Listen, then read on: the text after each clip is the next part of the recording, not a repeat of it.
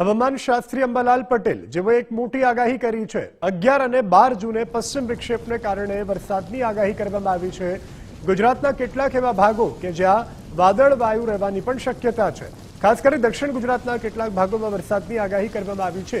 Pre monsoon એક્ટિવિટીના ભાગરૂપે આ વરસાદ પડી શકે છે। તારીખ 12 જૂનથી હવામાનમાં પલટો આવી શકે છે। 13 અને 14 જૂનના ગુજરાતના કોસ્ટલ વિસ્તારમાં વરસાદની સંભાવના હવામાન નિષ્ણાંત અંબાલાલ પટેલ દ્વારા વ્યક્ત કરવામાં આવી છે। વરસાદની સાથે આંધી અને તોફાન પણ જોર પકડશે તેવી આગાહી છે, એટલે કે પવનની ગતિ વધશે। 10 થી 12 તારીખની વચ્ચે ચોમાસું મુંબઈ પહોંચવાની પણ શક્યતા હવામાન નિષ્ણાંત અંબાલાલ પટેલ દ્વારા વ્યક્ત કરવામાં આવી છે। ચોમાસું લગભગ પશ્ચિમ ઘાટ તરફ આગળ વધતું જાય છે, પરંતુ હજુ મુંબઈમાં પહોંચવામાં લગભગ 10, 11 કે 12 તારીખમાં થવાની શક્યતા રહેશે। 11, 12 તારીખમાં જે પશ્ચિમ વિક્ષેપ આવી રહ્યો છે ત્યાંની અસર પણ લગભગ ગુજરાતના કોઈ ભાગમાં થવાની શક્યતા રહેશે।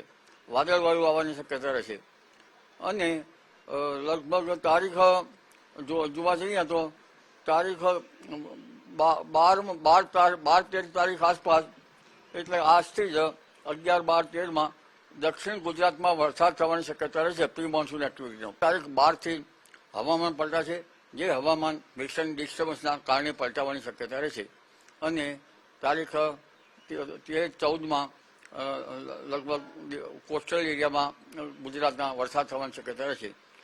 દક્ષિણ ગુજરાતના ભાગો, દક્ષિણ સૌરાષ્ટ્રના ભાગોમાં ક્યાંક વરસાદ થવાની શક્યતા રહેશે અને તારીખ 16 સુધીમાં મૃગશીર નક્ષત્રનો વરસાદ થવાની શક્યતા રહેશે, પરંતુ સખ્ત આંધી અને પવનનું જોર રહેશે।